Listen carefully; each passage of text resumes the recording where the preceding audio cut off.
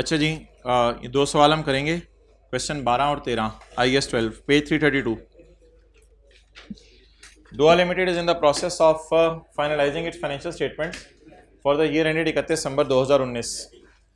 The following information have been gathered for preparing the disclosure requirements. Disclosures के लिए ये information उसने आपको दी है।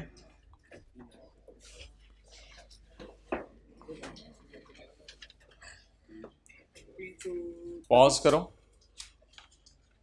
जी भाई। अकाउंटिंग वालों का लॉस कितना है? 140।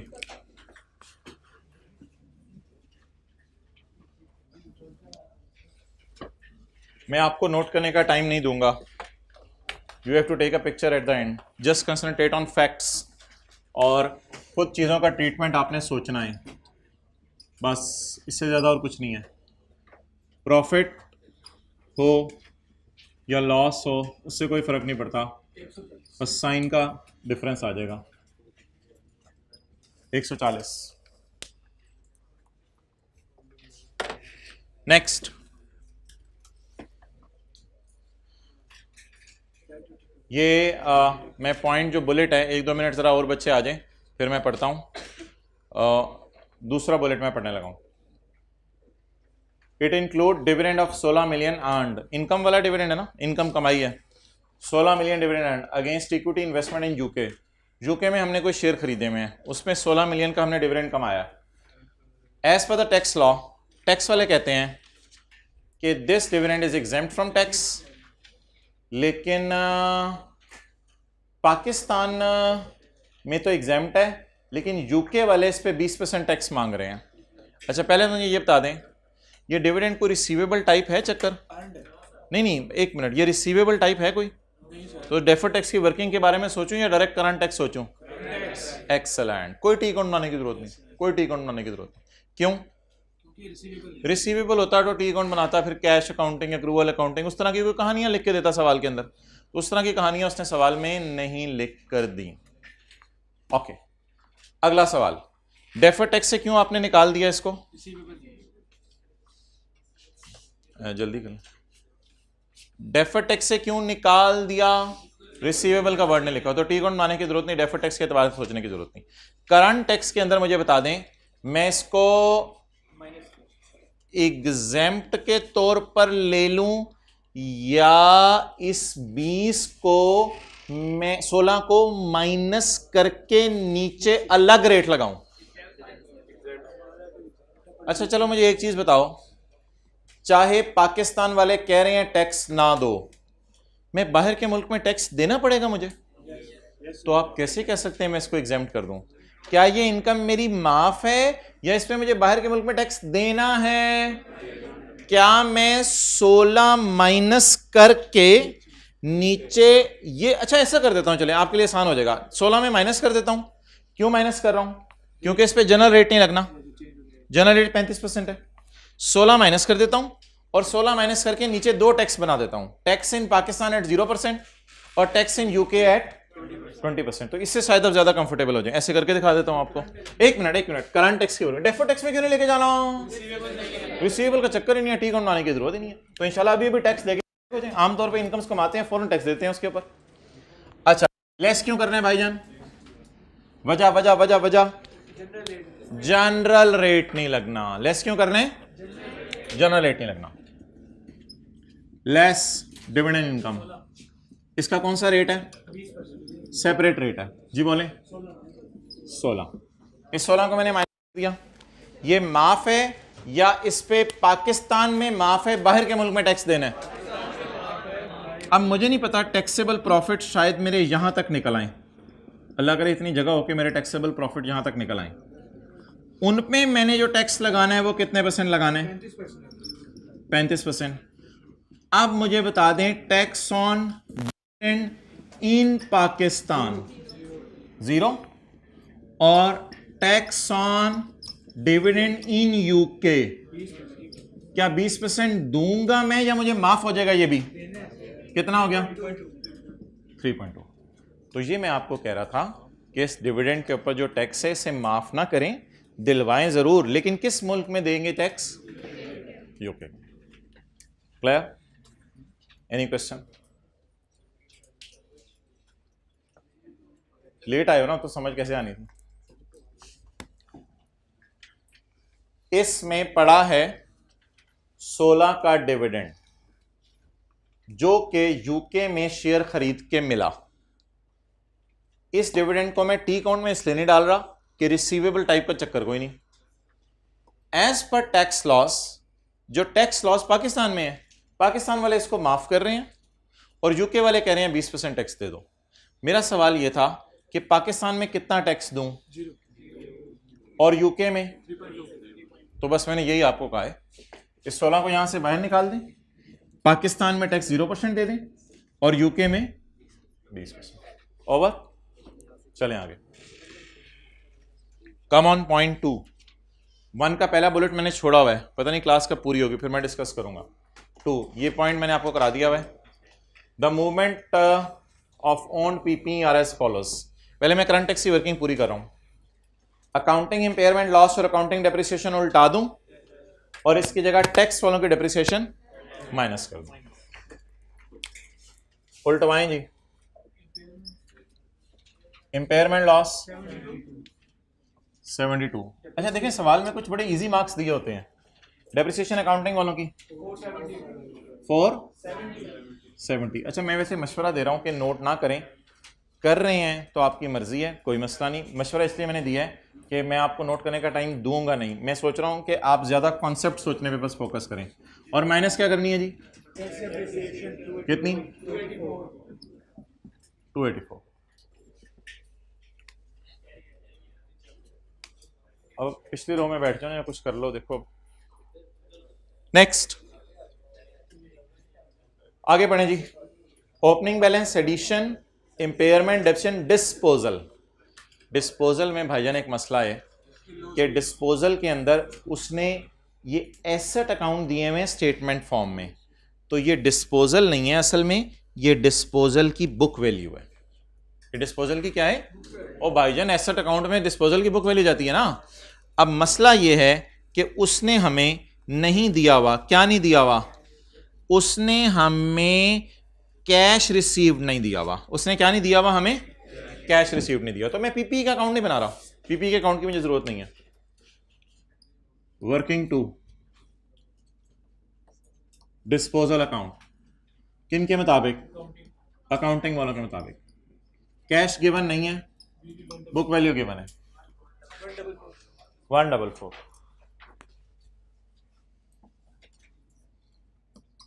वर्किंग 3, डिस्पोजल अकाउंट, किन के मुताबिक? टैक्स वालों के मुताबिक। Book value 92।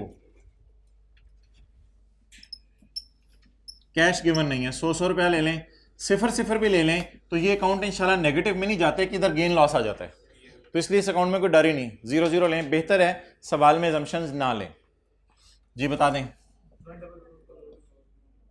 144 का लॉस और 94 का लॉस। किसका लॉस उल्टा, किसका लॉस उल्टा दें और किसका लॉस रिकॉर्ड कर लें? अकाउंटिंग लॉस उल्टा दें। अब आप देखें सवाल के अंदर चलते चलते कुछ इजी एडजस्टमेंट्स आने लग जाती हैं। अकाउंटिंग लॉस उल्टा दें 144 और किन के वाला लॉस रिकॉर्ड कर दें? 92। डन जी, आगे चलें। एडिशन कितनी है टैक्स वालों की नजर में? टैक्स वालों ने 20 रुपए एडिशन में क्या डाला हुआ है जो हमने एडिशन में नहीं डाला हुआ? Difference of 20 million represents foreign exchange loss on acquisition, जो कि कॉस्ट का पार्ट टैक्स वालों ने बना दिया, लेकिन IAS 21 क्या कहता है? अब उन्होंने एसेट में डाल दिया तो हमने कहां डाला होगा? तो उल्टाएं, उल्टाएं, P&L चीजें तो उल्टती है ना। एड क्या? Exchange loss 20। डन। तो कंसंट्रेट ऑन फैक्ट्स। नेक्स्ट जी, 20 पे टैक्स देंगे। असल में होगा पता है क्या? ये 20 अब प्रॉफिट्स में आ जाएगा तो इस पे टैक्स ऑटोमेटिकली निकल आएगा, वो परेशान होने की जरूरत नहीं। लेकिन फ्यूचर ईयर्स में टैक्स वाले इंशाल्लाह डेप्रिसिएशंस माइनस करने देंगे ना इस पीस की, तो वो परेशान होने की बात नहीं, आपने बस उल्टाना और रिकॉर्ड करना सोचना होता है। Okay, point 3, as per tax loss, tax, ये पॉइंट ना, ये जाग रहे हैं सारे, इधर देखें ऊपर, as per tax loss research is allowable in next year. Research को अगले साल माइनस करो, आगे ना पढ़े, नहीं नहीं नहीं, ये कैश बेसिस नहीं है। रिसर्च को कोई पेबल शेबल बता रहा है, कोई प्रीपेड टाइप चीज बता रहा है, कुछ नहीं बता रहा है, कहते हैं रिसर्च को अगले साल माइनस करो। इस तरह की एडजस्टमेंट मैंने कराई हुई है, इस तरह की एडजस्टमेंट मैंने कराई हुई है। पास पेपर का क्वेश्चन 9 का पॉइंट नंबर 2,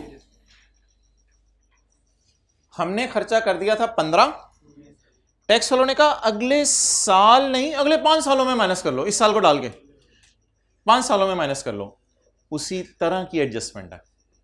इसमें क्या था, हमने फौरन डाला 15 खर्चे में, टैक्स वालों ने कहा आहिस्ता आहिस्ता आहिस्ता आहिस्ता 5 सालों में खर्चे में डाल दो।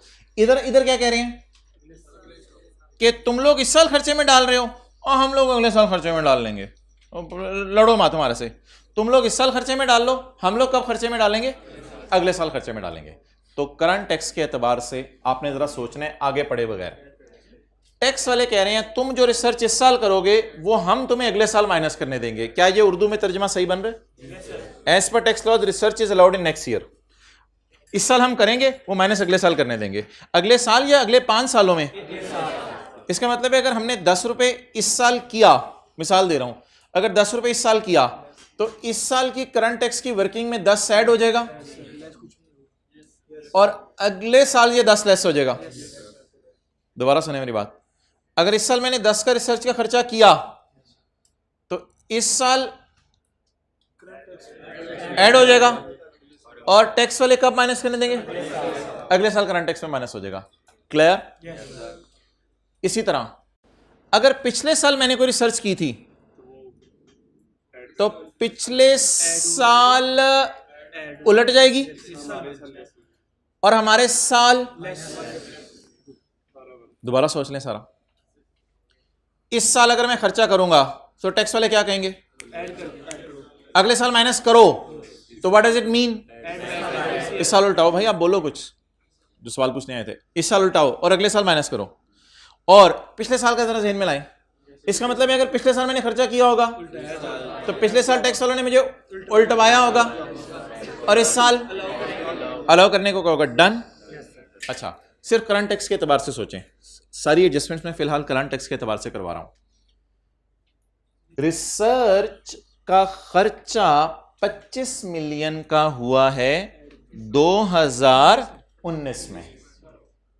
19 में तो इसको ना माइनस करें, इसको इंशाल्लाह कब माइनस करेंगे, 20 में, लेकिन फिलहाल मैं तो 19 की कैलकुलेशन कर रहा हूं, तो 19 में क्या कर दूं, ऐड कर दें।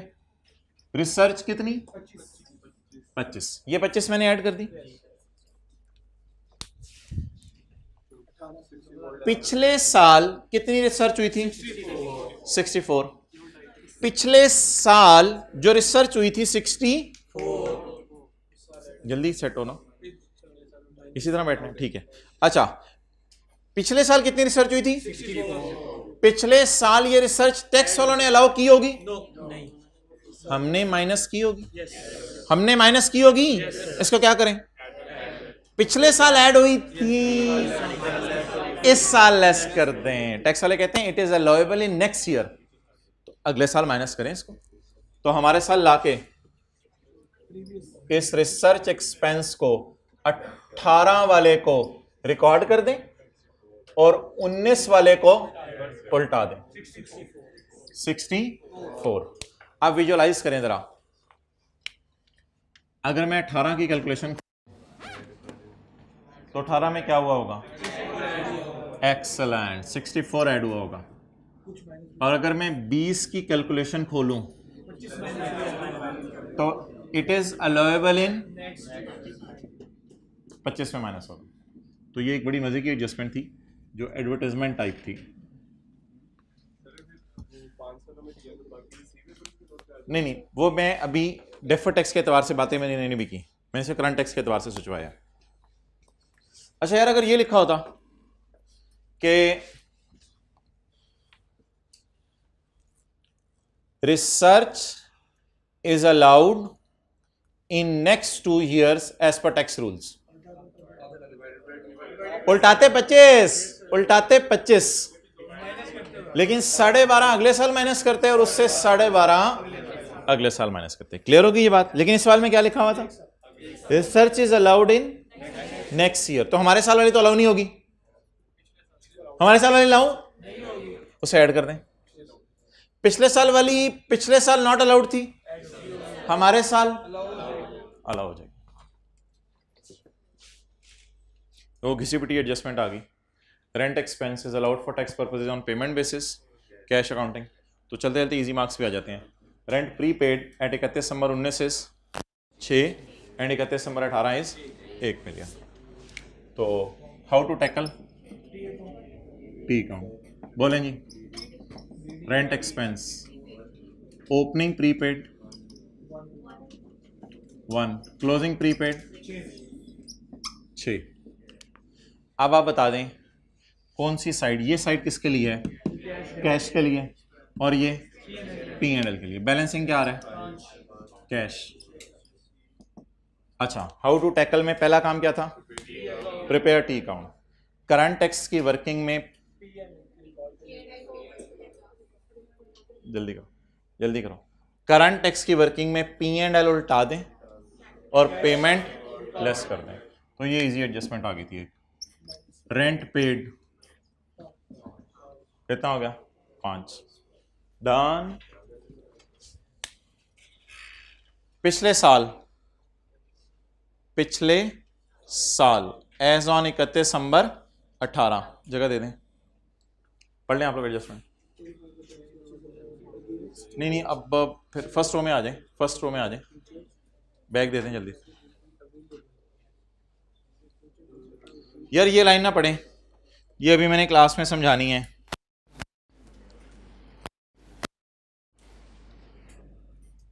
ये लाइन पढ़ने की जरूरत नहीं।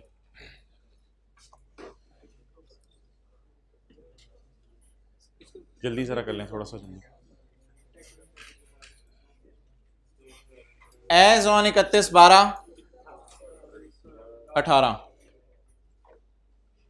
ना यार, ना बस जाओ। As on 31/12/18 DL had carried forward losses of, अगर 18 का कैरी फॉरवर्ड है तो 19 का ब्रॉट फॉरवर्ड है। तो मैंने आपको बताया था जो पिछले साल का लॉस होगा कोशिश करके इस साल माइनस करेंगे। कितना लॉस है पिछले साल का? इसको इंशाल्लाह मैं एंड पे जब यहां आ रहा होगा ना, टैक्सेबल प्रॉफिट से ऊपर ही, हाँ यहां पे एंड पे जाके माइनस करें ना, तो जहां मर्जी लिख लें आप, लेस ब्रॉट फॉरवर्ड लॉस। हमारा साल कौन सा है और किस साल का माइनस करना है? 18 का। कितना? 90। डन।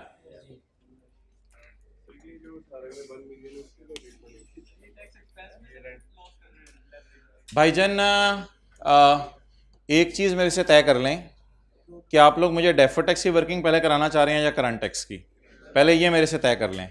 एक भाई ने सवाल पूछा, रेंट प्रीपेड, ये बैलेंस शीट टाइप चीज है। रेंट प्रीपेड कितना था हमारा? क्लोजिंग 6 और ओपनिंग 1। मैंने ओपनिंग और क्लोजिंग लिख लिया। How to tackle in current tax, उल्टा दें P&L को, माइनस कर दें पेमेंट को। अब ये भाई पूछ रहे हैं 1 और 6 क्या करना है। Let me come in deferred tax working. So wait, let me come in deferred tax working. Just talk about current tax. How to tackle in current tax. आपने ऐसे करना है, ऐसे कर लो। भाई कह रहे हैं कि एक दफा आपने ऐसे बताया था कि सेक को इधर ले जाएं और इधर आप कैश लिख दें 6, आपकी मर्जी है, इस तरह कर लो। तो वो जवाब तो 5 ही आ जाना है। किसी को याद है मैंने कहा था नेट करके कर लिया करें, तो नेट करके कर लो। 2 साइडों पे फिगरें निकालेंगे, ऐसे परेशान होंगे। डन। चलें जी, पहली एडजस्टमेंट जो आप हजरात के आने का इंतजार हो रहा था,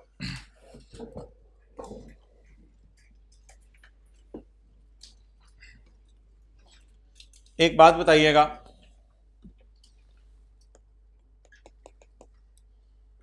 अकाउंटिंग वालों ने 50 रुपए की सैलरी का खर्चा बुक किया, टैक्स वालों ने कहा यार ये अलाउड है, कोई मसला ही नहीं, करंट टैक्स में क्या करेंगे? एक्सेलेंट। अगले साल एम्प्लॉय आया, एम्प्लॉय ने आके कहा सर ओवर टाइम नहीं बनता था, 50 रुपए में 2 रुपए आपने मुझे ओवर टाइम दिया था, सॉरी सर मैंने झूठ बोला था, ओवर टाइम नहीं लिया था, तो ओवर टाइम मेरा बनता नहीं था, ये मैं आपको 2 रुपए वापस करने आया हूं। Cash debit, income credit. Accounting वालों ने अगले साल कहां डाल दिया? इनकम में। टैक्स वाले कहेंगे जाहिर बात है पिछले साल अब खर्चे में डाला है 50, तो इस साल अगर वो पैसे वापस आ गए हैं तो टैक्स वाले क्या कहेंगे? इनकम में डाल दो। नहीं, कुछ भी तो नहीं कहेंगे ना, ऐसे तो नहीं, लुट तो नहीं बचेगी। टैक्स वाले कहेंगे तुम्हारा खर्चा 50 नहीं है, टैक्स वाले कहेंगे तुम्हारा खर्चा 50 नहीं है, तुम्हें उसके बदले कितनी खुशी मिल गई? तो अल्हम्दुलिल्लाह टैक्स वाले 2 रुपए इनकम में डाल देंगे। तो हाँ वो it's up to you, no problem. तो बता दें जी, पहले साल क्या हुआ, हमने मुलाजिम को तनख्वाह दी, ये पकड़ माय डियर 50 मिलियन 50,000 50 रुपए तनख्वाह। टैक्स वालों ने कहा ये तो नॉर्मल सा खर्चा, तनख्वाह फाइन शाइन तो नहीं है, ठीक है माइनस कर लो। अगले साल वो मुलाजिम आया, उसने कहा यार 2 रुपए ज्यादा दे दिए थे आपने मुझे, उसने एम्प्लॉयर को 2 रुपए वापस कर दिए। अकाउंटिंग के एतबार से एम्प्लॉयर को खुशी होगी? टैक्स वाले इतने अच्छे तो नहीं है कि 50 को खर्चे में पड़ा रहने दें। टैक्स वाले क्या कहेंगे, भाईजान आपका खर्चा 50 नहीं है, आपका खर्चा गिर गया है, और कितने की खुशी बुक कर लें? मुझे इस साल बताएं करंट टैक्स की वर्किंग में क्या करूं, इस साल बताएं करंट टैक्स की वर्किंग में क्या करूं। पहले साल कुछ भी ना करें, वेल डन, एक्सलेंट। दूसरे साल भी कुछ भी ना करें, वाई वाई वाई। अकाउंटिंग वालों ने किस में डाल दिया? इनकम में। टैक्स वाले क्या कह रहे हैं, यार अपनी इनकम रिकॉर्ड करो, हम कहेंगे we have already recorded, done. अच्छा, टैक्स वालों ने कहा कि हम आपको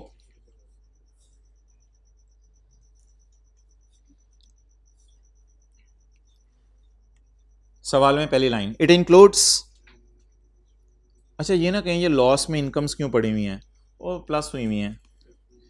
it includes 2 million recovery from a customer whose bad debt. रुक जाएं, ये जो बैड डेट रिकवर हुआ है इस साल, अकाउंटिंग वालों ने किस में डाला होगा? इनकम में। इनकम में। अकाउंटिंग वालों ने किस में डाला? इनकम में। Whose bad debt had been written off in 18, तो इसका बैड डेट कब राइट ऑफ हुआ था? 18 में। और इनकम में कब डाला? 19 में। तो अकाउंटिंग वाले टीचर बैड डेट रिकवरी को कहां डाला करते थे? इनकम में। इनकम में। टैक्स वाले कहते हैं बैड डेट को राइट ऑफ करो, ये बैड डेट को खर्चे में डालो जब वो लेके भागे। तो अगर वो कहते हैं जब वो लेके भागे खर्चे में डालो, तो वो लोग इनकम में कभी डालेंगे इसको? क्यों नहीं डालेंगे? टैक्स वाले कहते हैं जो बंदा लेके भागे खर्चे में डाल दो, हमने कहा डाल दिया खर्चे में। उन्होंने कहा अच्छा जब वापस आया है, तो टैक्स वाले क्या कहेंगे, तुम्हारा खर्चा वही है, कोई मसला नहीं, टैक्स वाले भी किस में डाल देंगे। तो इसलिए इस एडजस्टमेंट को इग्नोर करना था। आई रिपीट, टैक्स वाले कहते हैं भाईजान वो जो एक स्टूडेंट है ना, जैसे सैलरी की मिसाल दी है, मैं मिसाल के तौर पे, स्टूडेंट तो छोड़े पड़े, स्टूडेंट कहाँ पैसे लेके भागते हैं। कोई दुकान पे कस्टमर आया, बोतल पी के भाग गया।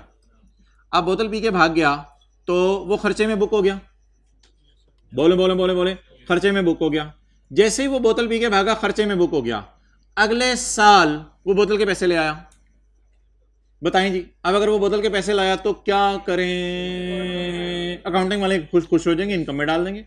बैड डेट रिकवरी की entry cash debit, bad debt recovery income credit. Tax वालों से पूछा आप बैड डेट का क्या करते हैं? टैक्स वालों ने कहा यार बैड डेट को ना हम माइनस करने देते हैं। टैक्स वालों से पूछा आप इनकम का क्या करते हैं? सवाल ने कहा मैं नहीं बताता, इनकम क्या करते हैं। यार जाहिर बात है, जब वो बोतल के पैसे लेके भागेगा तो टैक्स वाले खर्चे में डालेंगे, और जब वो बोतल के पैसे लाएगा तो टैक्स वाले इतने अच्छे तो नहीं कि खर्चे को वहीं पड़ा रहने दें, टैक्स वाले इनकम में डाल के हमसे टैक्स मांगेंगे इस पे। तो आप बता दें हम अकाउंटिंग वालों ने बैड डेट रिकवरी को कहां डालना सीखा हुआ है? ना करो यार, ये क्या हो रहा है, दरवाजा बंद हो रहा है, खुल रहा है, डिसाइड करें जिसने आना है बैठने, बस इट्स ओवर। अब भाई किसी को ना आने दो, ना कोई बाहर निकले। 1 मिनट इधर देखें आप। अच्छा नहीं बंद ना करो दरवाजा। अच्छा अब मोहतरम असूल बता दें क्या होगा अगर टैक्स वालों ने बैड डेट को खर्चे में डालने दिया है, तो रिकवरी को भी वो इनकम में डालेंगे, और हम अकाउंटिंग रिकवरी को आपको पहले ही पता है किस में डालते हैं, इनकम में डालते हैं। इस सवाल में ये नहीं बता रहा था कि टैक्स वालों ने रिकवरी को कहाँ डाला, लेकिन ये बता रहा था कि टैक्स वालों ने बैड डेट राइट ऑफ को खर्चे में डाला। तो इसका क्या मतलब है, लिख लें आगे, it means bad debt recovery is income as per tax rules. जब बैड डेट खर्चा है तो रिकवरी, जब सैलरी खर्चा है तो सैलरी का रिफंड इनकम है। तो लिख लें, it means bad debt recovery is income as per tax rules. It means bad debt recovery is income as per tax rules.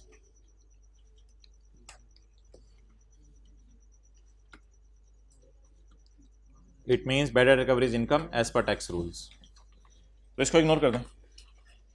अच्छा यार, अब आई कैप का अल्लाह भला करें, पूरे सवाल में ना कोई इक्का दुक्का ऐसी एडजस्टमेंट दिया करेगा जो ना किसी टीचर को पता होगी ना और किसी को पता होगी। 1000 किस्म के सिनेरियोज बन सकते हैं, कोई मसला ही नहीं। तो उसके अंदर जो है वो आपने इससे मार्क्स नहीं लेने, बाकी चीज़ों से आपने मार्क्स लेने। इसलिए ऐसी चीज़ों को मैं वन ऑफ कह के समझाता भी नहीं होता, लेकिन ऐसे ही आप लोग बैठे थे तो मैंने समझा दिया। तो इनको समझाना भी मकसूद नहीं होता। ऐसी कोई इक्का दुक्का चीज़ आ जाए उसे सवाल में इग्नोर करें, अगले सवाल की तरफ चलें। चलो यार ख़त्म करो। अच्छा अब आप बता दें, करते करते करते करते करते मेरे प्रॉफिट्स कितने आए? 130। क्या 130 के प्रॉफिट्स इस काबिल हैं कि पुराने साल का लॉस बर्दाश्त कर लें? कराएं पुराने साल का लॉस बर्दाश्त। 40। टैक्स रेट कितने बस हैं? 14। 17.2। सीटी डेबिट वो अगर हुआ कभी तो मैं करवा दूंगा। सीटी डेबिट और सीटीपी क्रेडिट डन। बस इसकी तस्वीर खींच लें। अब मैं अगले सवाल की तरफ मूव करना है और मैं डेफर्ड टैक्स की वर्किंग नहीं कर रहा। डेफर्ड टैक्स की वर्किंग आपको मैं ज़बानी बताऊंगा। हाँ, बाहर के मुल्क में टैक्स पे किया है। नहीं नहीं नहीं, ऐसी तो कोई बात नहीं, बस आपने टैक्स पे कर दिया खाली। वो अगर हुआ तो कभी वो मैं करवा दूंगा, वाई के किताब में डिस्कस नहीं है। हाँ हाँ, करंट टैक्स आप पूरी दुनिया में जहां मर्जी पे करो। करंट टैक्स एक्सपेंस डेबिट और current tax payable credit. Okay, एक तो आपने नोट बनाना है 19 का, लेकिन DTL/A की वर्किंग कौन कौन सी करनी है? 31 दिसंबर 19 की भी और 31 दिसंबर 18 की भी। अब एक एक करके आपने मुझे बताते रहना है कि DTL की वर्किंग कहाँ कहाँ करनी है। ये सवाल का नाम क्या है?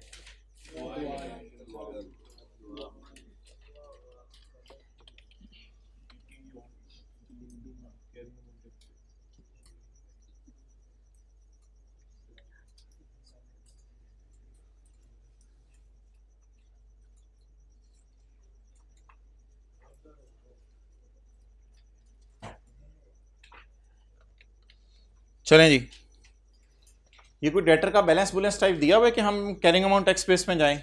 No need. तो डेफर टैक्स फारग। डिविडेंड का रिसीवेबल टाइप कोई दिया हुआ? रिसीवेबल जाना उनका लफ्स, तो रिसीवेबल अनअर्न्ड जाते हैं डेफर टैक्स की वर्किंग में, तो इसलिए ये भी फारग। ये दोनों डेफर टैक्स में नहीं जाएंगे। ये 31/12/18 का हो जाएगा और ये 31/12/18 की टैक्स बेस हो जाएगी। ये 31/12/19 की कैरिंग अमाउंट होना चाहिए और ये 31/12/19 की टैक्स बेस हो जाएगी। So nothing difficult. पॉइंट 3 मैं भी कराता हूं। पॉइंट 4, ये ओपनिंग प्रीपेड है, कैरिंग अमाउंट आ जाएगी, टैक्स बेस जीरो होगी, टैक्स बेस जीरो होगी। How to tackle? और ये क्लोजिंग प्रीपेड है। डन। इसका मुझे बता दें क्या करना है। अगर आपने पास पेपर का क्वेश्चन 5 किया हुआ है, 18 में सोचा होगा कि 19 में माइनस करेंगे, तो 18 में खड़े हो के फ्यूचर में लायबिलिटी बुक की होगी या 18 में खड़े होके फ्यूचर में सेविंग एक्सपेक्ट की होगी? तो मैंने आपको कहा था लॉस इस साल एसेट बनाता है डेफर्ड टैक्स की वर्किंग में जाके, और अगले साल करंट टैक्स में माइनस होता है। और आसान सी बात, 18 में खड़े होकर आप फील कर रहे होंगे कि ये 19 में मैं डिडक्ट करूंगा। 18 में खड़े होकर फील कर रहे होंगे मैं 19 में रिडक्ट करूंगा, तो इसलिए आप इस 90 को 31, 12, 18 की कैलकुलेशन में डेफर्ड टैक्स में डालेंगे और 19 की कैलकुलेशन में करंट टैक्स में डालेंगे। ओके, 18 की कैलकुलेशन, पीपी आ गया, प्रीपेड रेंट आ गया 1 रुपया, अनयूज लॉस आ गया 90 का, और 90 पे डायरेक्ट फिर हमने डेफर्ड टैक्स एसेट बनाते हैं, आपको बताया था। और 31, 12, 19 पीपी आ गया, प्रीपेड आ गया, डन। एक चीज रहेगी रिसर्च, वो मैं आपको समझानी है। किसी को याद है अकाउंटिंग वाले अगर किसी चीज को खर्चे में डाल लें और टैक्स वाले उसको आहिस्ता आहिस्ता खर्चे में डालें, तो कैरिंग अमाउंट उस चीज की क्या होती है? 0। डन। अकाउंटिंग वाले कहीं इस चीज को पकड़ो खर्चे में डालो तो कैरिंग अमाउंट 0। टैक्स वाले कहीं इस चीज को होल्ड पे रख दो। मैं एक्रूअल्स प्रीपेमेंट्स की बात नहीं कर रहा, मैं जनरल आपसे बात कर रहा हूं। टैक्स वाले कहीं इसको पकड़ो, या 5 सालों में खर्चे में डालो, या अगले साल खर्चे में डालो, या उससे अगले 2 साल खर्चे में डालो, तो तुम तो इसको पीपीई टाइप चीज बना रहे हो। तो आप बता दें जिस चीज को काउंटिंग वाले खर्चे में डाल दें, आपको पता है रिसर्च IAS 38 में खर्चे में जाती है, आपको पता है रिसर्च बैलेंस शीट में नजर नहीं आती, आपको पता है रिसर्च की कैरिंग अमाउंट 0 है, कैरिंग अमाउंट 0, कैरिंग अमाउंट 0। जैसे पास पेपर के क्वेश्चन 9 में एडवर्टाइजमेंट की कैरिंग अमाउंट 0 थी। टैक्स वाले क्या कह रहे हैं? 2018 की रिसर्च को 19 में खर्चे में डालो। इसका मतलब है 18 के एंड पर खड़े होके मैं 64 को पकड़ के कह सकता हूं कि it will be depreciated in future या it will be charged as expense in future. आपको पता है टैक्स बेस हम क्या करते थे? टैक्स बेस पे उंगली रखते थे और उंगली रख के कहते थे ये इंशाल्लाह फ्यूचर में डेप्रिशिएट होगा। तो ना फिक्स्ड एसेट टाइप समझ के इसको लिया करें, ये एक्रूअल प्रीपेमेंट के एडजस्टमेंट समझ के ना लिया करें कि हमने फौरन खर्चे में डाल दिया, वो लोग अगले या आहिस्ता आहिस्ता खर्चे में डालेंगे, तो इसको पीपी टाइप एडजस्टमेंट लिया करें। आप बता दें what is the nature of 64? 64 मेरा 18 का खर्चा है, लेकिन कैरिंग अमाउंट 0 0 0।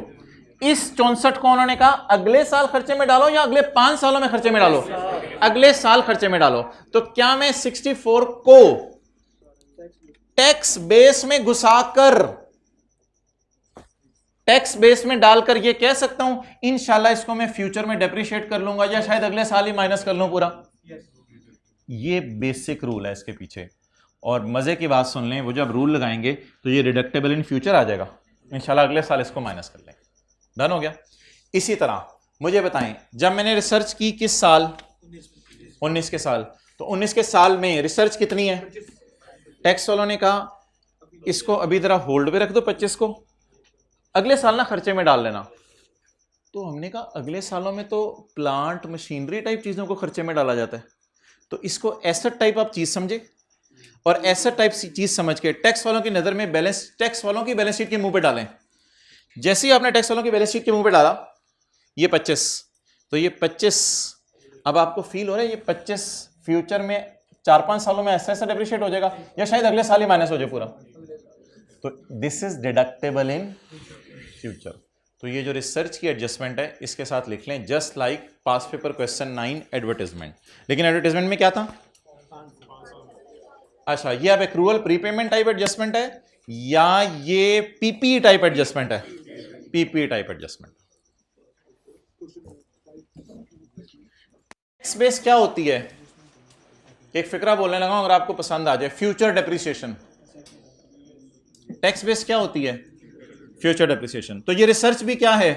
फ्यूचर का एक्सपेंस, तो इसको इसलिए टैक्स बेस में डाल दें। रिकॉन्सिलिएशन में कुछ भी नहीं होना। रिकॉन्सिलिएशन में 16 को पकड़ना है आपने और 16 को पकड़ के इस पे 15% लगा देना है, बस। रिकॉन्सिलिएशन में 16 रुपए को पकड़ना है और 16 रुपए को पकड़ के कितने परसेंट लगा देना? 15%, बस। रिकॉन्सिलिएशन मैच कर जाएगी। मेरा नहीं ख्याल इसमें और कुछ हुआ होगा।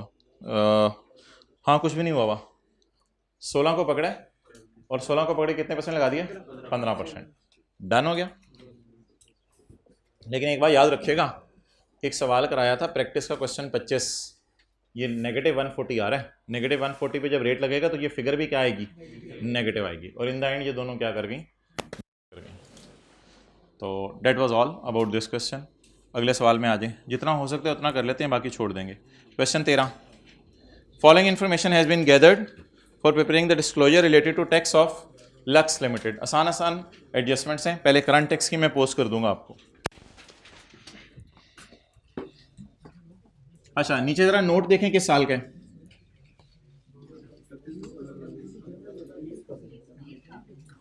दो 2020 का। अच्छा, ये वाला जो पिछला सवाल था, कैरिंग अमाउंट, टैक्स बेस, टीटीडीज, करंट टैक्स में ऐड लेस, अगर पेपर में आता तो आधा कितने लोग कर लेते? आधा, आधा। वेल डन, ज्यादा कर लेते। फॉलोइंग इन्फॉर्मेशन है together for preparing tax. PBT कितने जी? अच्छा, वैसे ना पीबीटी से पता चल जाता है करंट टैक्स की वर्किंग कितने साल की करनी है। पीबीटी दिया ही 1 साल का, तो बोलें जी पीबीटी 1270। अब देखते हैं इस अटेम्प्ट में आई कैप ने कौन से पुराने कॉन्सेप्ट टेस्ट किए और कौन सा 1-2 फटा डाला। इस पूरे सवाल में सिर्फ एक फटा है, वो ये पॉइंट है, और ये पॉइंट मैं समझा दूंगा। समझ आ गया वेल एंड गुड, ना समझ आया कोई प्रॉब्लम नहीं। बाकी पॉइंट्स आपको समझ ना आ रहे हुए तो आप में मसला है, मैं सीरियसली बता रहा हूं, आप में मसला है और इस मसले को अभी एड्रेस कर लें। ये पॉइंट आपको समझ नहीं आया, नो प्रॉब्लम एट ऑल। ये वाला पॉइंट आपको समझ ना आया, ये वाला समझ ना आया, ये वाला समझ ना आया, तो there is a big problem जिसको आपको अभी एड्रेस करना पड़ेगा, इतना टाइम नहीं मिलना। Accounting depreciation exceed the tax depreciation by 100।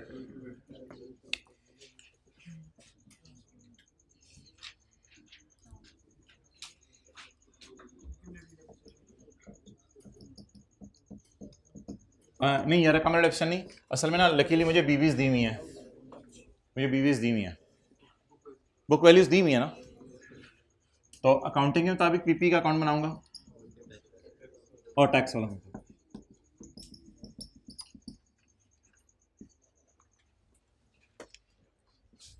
Accounting depreciation exceed depreciation by 100 in 2020। Accounting depreciation exceed tax depreciation by ₹150। 100 दोबारा बोल रहे हैं, by 150 in 2000। Accounting depreciation also include incremental depreciation of 40 and 60। पंगा डाला है, इसकी एंट्री होती है surplus debit retained earning credit, इसका करंट टैक्स से कोई ताल्लुक नहीं है। पंगा डाला है, पंगा डाला है, सिर्फ कोई ऐसे ही उसको परेशानी हो रही थी कि आई स्टाइल में कुछ खिचड़ी बिठाऊं ताकि बच्चे परेशान हो। इंक्रीमेंटल डेप्रिसिएशन क्या होती थी? मैं आपको कहता था आम हालात की डेप्रिसिएशन है 40, ज्यादा आ गई 50, तो हम फिर इधर कुछ लिख के 10 को ट्रांसफर करते थे और इसकी एंट्री क्या करते थे? Surplus debit. क्या ये जो surplus debit retained earning credit है ये P&L का आइटम है? तो करंट टैक्स हिट नहीं होगा, बल्कि डायरेक्ट कहां जाते हैं? Statement of changes in. ये पंगा प्रोग्राम था। एज ऑन 1 जनवरी 2019 द बीवीज आर, अकाउंटिंग वालों की बीवी बढ़ गई टैक्स वालों की बीवी से कितना? 1 जनवरी 19 में। हमारे साल का ओपनिंग नहीं दिया, पिछले साल का ओपनिंग दिया, पिछले साल का ओपनिंग दिया 1 जनवरी 19 500, 1 जनवरी 19 0। नो नीड, इंशाल्लाह no need of assumption। Accounting depreciation exceed taxation by 100 in 20।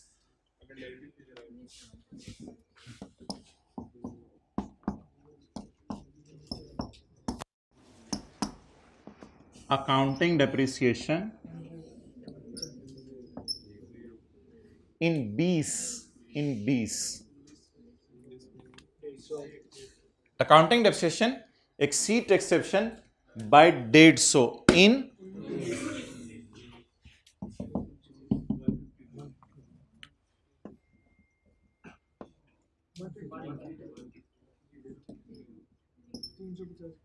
Done.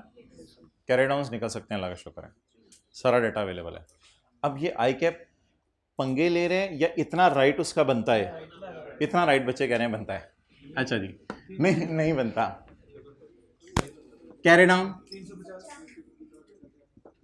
350, brought down, carry down brought down बनता ना यार, अब ये तो ना कहो, कैरी डाउन 250, कोई एडिशन डिस्पोजल नहीं है। एडिशन डिस्पोजल जब तक कहेगा नहीं तब तक नहीं है, जीरो है, और कैरी डाउन जीरो। चलें जी, डेफर टैक्स में क्या जाना है वो मैं आपसे नहीं पूछ रहा, करंट टैक्स से वर्किंग करवा दें, अकाउंटिंग डेप्रिसिएशन उल्टा दें। मैं यार 20 की मांगी है ना, मैं क्या करूं, मांगी है सिर्फ उसने 20 की है, लेकिन डाटा 19 से देना शुरू किया था। अकाउंटिंग डेप्रिसिएशन उल्टा दें, टैक्स सेक्शन माइनस कर दें, सो मस्त छोड़ें, add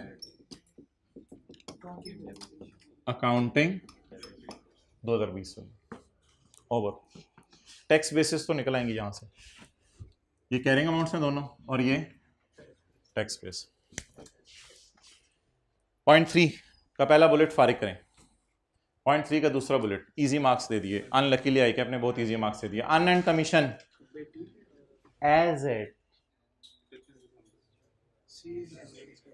is 80 and 15, commission income is taxable on,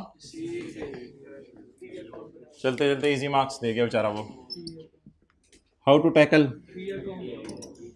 commission income, opening या क्लोजिंग अनअर्न्ड, ओपनिंग अनअर्न्ड, यार ये इसी साल का डेटा बन सकता है, इसमें पिछले साल का नहीं बन सकता account. Opening unearned, closing unearned 80, ये वाली साइड कैश के लिए है। सर आपको कैसे पता चला, ये P&L टाइप चीजें नहीं, एज एट यार, एज एट तो as at 80 and as at 15 जी। कैश किस साइड पे, ये साइड किसके लिए है, इनकम से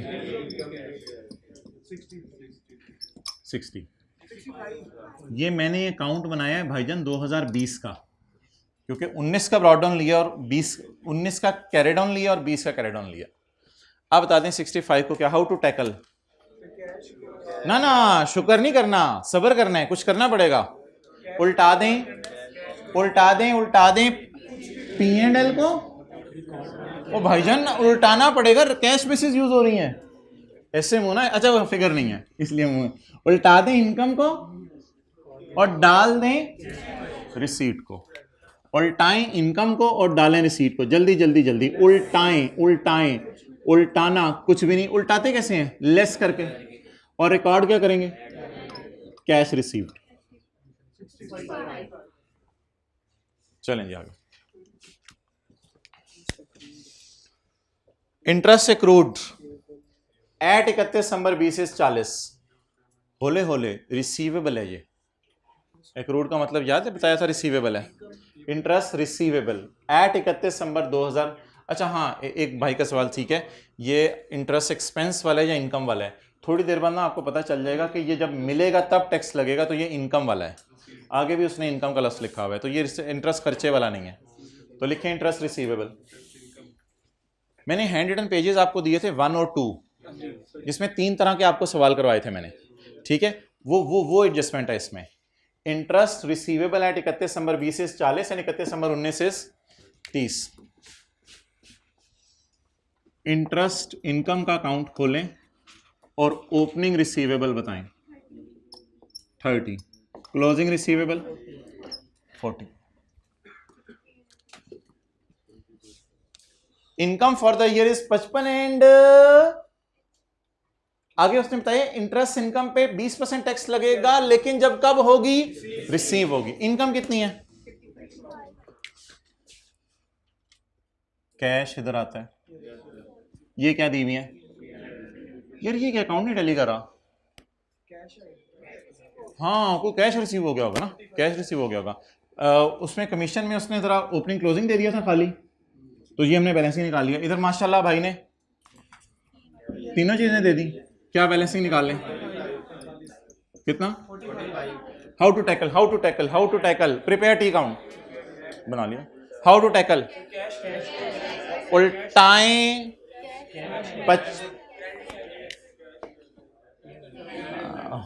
अच्छा उल्टाएं 55 को और डालें उल्टाएं 55 को, हाउ टू टैकल, चुप चुप चुप चुप चुप चुप चुप, कितना, इस पे रेट 20% लगाना है, याद आ रहा है हैंड रिटन पेज नंबर 1 और 2, इस पे रेट 20% लगाना है, तो उल्टा के कैश डाल दें, लेकिन बबलू नीचे आके कैश डालें जी, एड एंड पे कर देंगे, इन tax on interest of 45 at 20%, whatever it may be, whatever it may be। बोले मैंने उल्टा के कैश ऐड क्यों नहीं किया, हैंड रिटन पेज नंबर 2, मैं कुछ नहीं बोल रहा, हैंड रिटन पेज नंबर 2, वहां आपको बताया था उल्टा के कैश ऐड इसलिए नहीं करना कि कैश अगर डाल दिया तो मसला क्या होगा, जनरल रेट रख देगा। ये वैसे रिसीवेबल्स वगैरह, इनकम्स वगैरह टी अकाउंट में डालना आपको हो जाना था यहां तक तो मेरे ख्याल से सारा सवाल सही चल रहा है आपका। नेक्स्ट आगे चलें। और यार ये सवाल आप अभी नहीं कर रहे होंगे, जब आप पेपर में कर रहे होंगे तब आपने एक महीना तैयारी का लगा दिया होगा, जिसमें आपने सारे सवाल एक सिटिंग में कर लिए होंगे, तो उस वक्त आपका थोड़ा सा लेवल और ज्यादा बेहतर होगा। दानिश उनको जरा बताएं कि क्लास हो रही है। ओके जी, यार ये कमाल एडजस्टमेंट है, कोई बबलू ये एडजस्टमेंट बता देना तो जो पहली दफा पढ़ा है, ये शर्त है। चलें, कोई बबलू ये एडजस्टमेंट बता देना तो हाथ खड़ा करके जो सबसे पहले बताएगा उसको इंशाल्लाह 100 रुपया इनाम।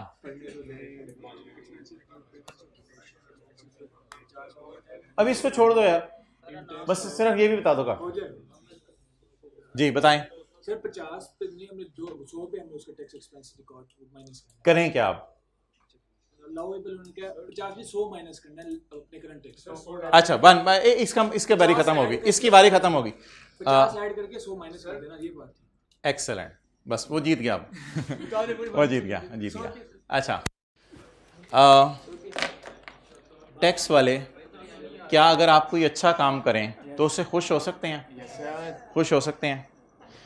आपने खर्चा किया 15 रुपए, टैक्स वाला ने कहा डबल माइनस करो, डबल माइनस करो। हमने कहा क्या होगा, डबल माइनस करो, डबल माइनस करो।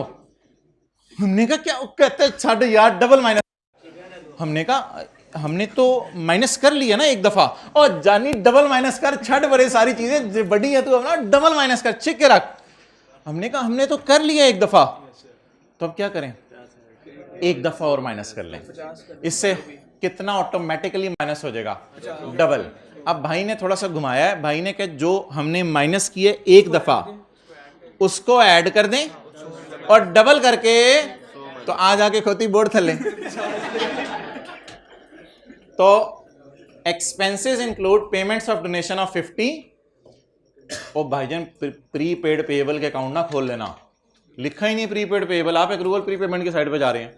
Donation is allowable double, donation पूरी माइनस करने की इजाजत है, बल्कि 2 गुना माइनस करने की इजाजत है। कितनी हम माइनस कर चुके हैं एक दफा, कितनी दफा और माइनस कर दें, एक कितनी 3 दफा माइनस हो जानी है। फिर कितनी हम खर्चे में डाल चुके हैं, क्या आप एंट्री कर मानते हैं हमने एंट्री कर ली donation expense debit cash credit, क्यों, एक्सपेंसेस इंक्लूड, तो हम खर्चे में डाल चुके हैं। वो क्या कह रहे हैं, डबल माइनस करो, डबल माइनस करो। एक दफा हम कर चुके हैं, उन्होंने कहा एक दफा हमारी तरफ से, तो एक्सपेंसेस में डाल दें 50, और 2019 में करंट टैक्स की वर्किंग खोल के 80। लेकिन आपको पता ही है कि पंगे ले रहे हैं, इसका फायदा कोई नहीं है 80 का। ये 80 इंशाल्लाह पिछले साल माइनस हो जाएगा, लेकिन पिछले साल की करंट टैक्स की वर्किंग हमसे मांगी नहीं, तो कोई प्री पेड पेएबल टाइप चीजें नहीं थी, ये खर्चा था। तो ये परेशान करने के लिए आईकेप ने 80 दी है, अल्लाह ही भला करे उसका, इस 80 का कुछ भी नहीं करना था। डन जी, चलें आगे। ओ यार एनआरवी लॉस की एडजस्टमेंट आ गई, करें टाइम आया। एलएल रिकॉर्डेड खर्चा ऑफ 35, एलएल रिकॉर्डेड खर्चा ऑफ 35। अब आप इतने बड़े हो गए हैं कि मुझे बता दें पीबीटी तक क्या हो चुका है, एक्सेलेंट, पीबीटी तक माइनस हो चुका है। टैक्स वाले कह रहे हैं वो पुत्र एनआरवी लॉस को हम नहीं मानते, लेकिन मैंने आपको कहा था कि ये परमानेंट डिफरेंस नहीं है। फिलहाल से ये बता दें अकाउंटिंग वालों ने क्या एंट्री की है, कॉस्ट ऑफ सेल डेबिट कितने से, 35 से। टैक्स वाले कह रहे हैं हम इसको खर्चा इजी मार्क्स लें करंट टैक्स में डाल के, इजी मार्क्स लें करंट टैक्स में डाल के, क्या करें, ऐड कर दें। और मैंने एनआरवी एडजस्टमेंट में यही इतना कराया था। तो टैक्स वाले इसको लॉस नहीं मान रहे, तो एनआरवी लॉस 35 उल्टा दिया NRV loss.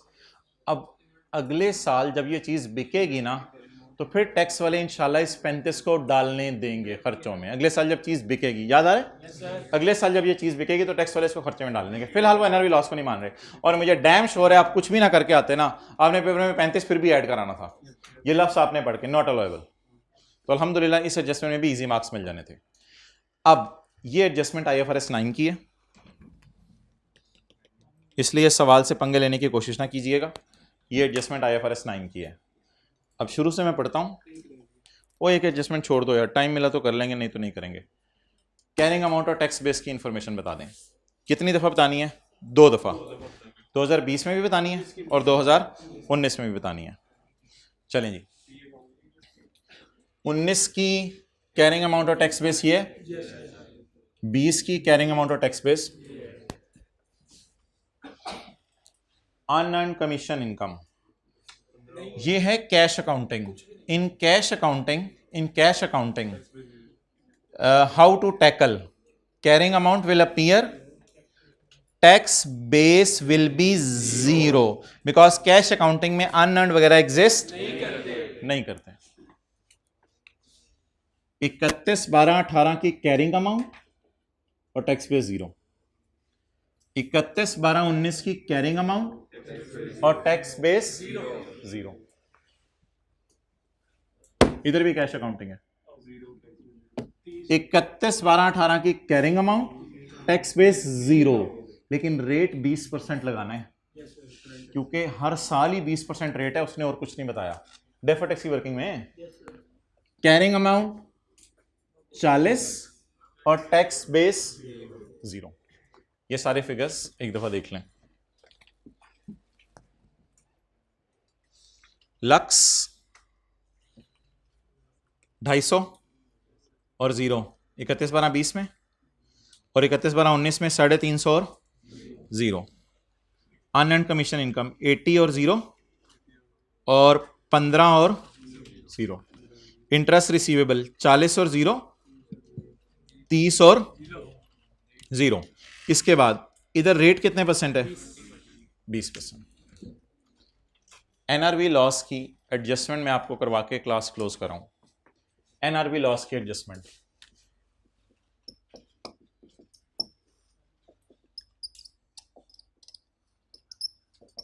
Cost missing, NRV missing, NRV loss given. फिर भी आप मुझे निकलवा दें कुछ ना कुछ।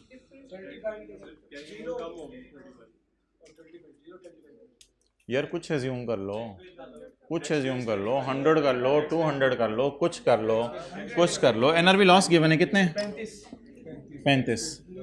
अगर इसकी कॉस्ट 100 ले लें, ठीक है। अगर इसकी कॉस्ट 100 ले लें तो एनआरवी 65। अकाउंटिंग वालों ने किस पे शो किया होगा? लोअर पे। अकाउंटिंग वालों ने किस पे शो किया होगा? टैक्स वालों ने एनआरवी लॉस नहीं माना, उन्होंने किस पे शो किया होगा? और वो रूल लग जाएगा आगे टैक्सेबल या deductible. I repeat, NRV loss 30, NRV loss, उधर आवाज नहीं आ रही। अच्छा आ जाओ भाइयों, इधर आ जाओ, कुछ नहीं हो सकता, इधर आ जाओ। अब टाइम लगेगा ना सेट करने में, 1-2 मिनट में खत्म करें। तस्वीर खींच लें।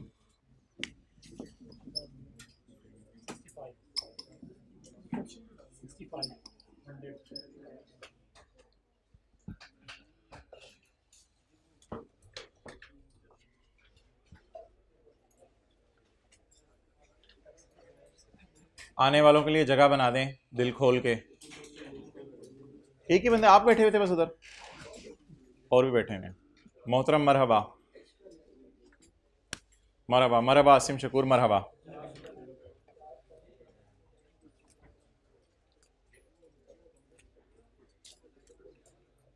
Okay, NRV loss 35, carrying amount 100 रुपये ज्यूम कर लें, तो एनआरवी कितनी आ गई? ये कैरिंग अमाउंट एट एक्सपेंस।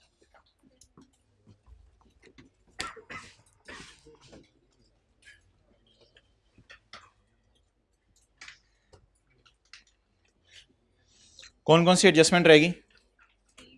ये वाली एडजस्टमेंट रहेगी हमारी, और इसके बाद ये वाली तो हम कर नहीं सकते थे। अच्छा, मुझे ये लग रहा है ये सवाल पिछले से भी ज़्यादा मार्क्स गिविंग था। ये एडजस्टमेंट भी अनअर्न्ड वाली भी समझ आ गई थी आपको, इंटरेस्ट वाली भी समझ आ गई थी। ये थोड़ा सा एक नया पॉइंट उसने डाला था, तो ये भी इजी था। ठीक है, तो बस ठीक है यार, क्लोज करते हैं। कौन सी एडजस्टमेंट हमारी रहेगी? तीसरे का पहला बुलेट। ये इंशाल्लाह फिर अगली क्लास में देख लें। ओवर।